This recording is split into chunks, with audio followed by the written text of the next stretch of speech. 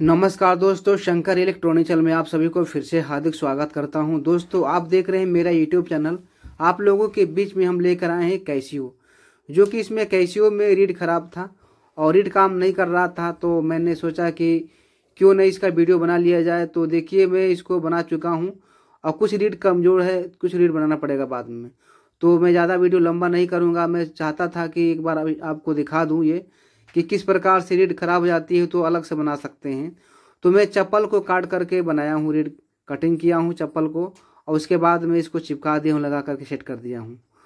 तो पहले ये चेक कर रहे हैं कि कैसा ये बज रहा है। देखिए, जो बटन रखे हैं, बटन हाथ, देखिए ये कैसा है।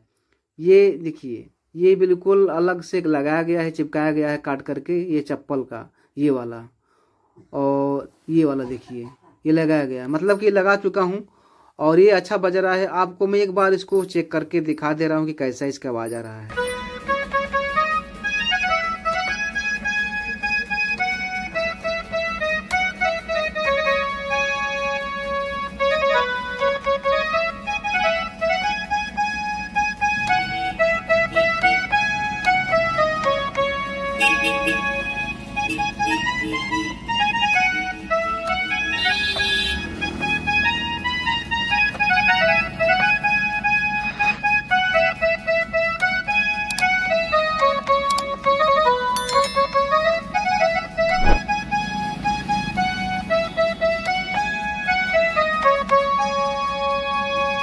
ना भाई सही करेंगे इनका वह चप्पल काट घर बना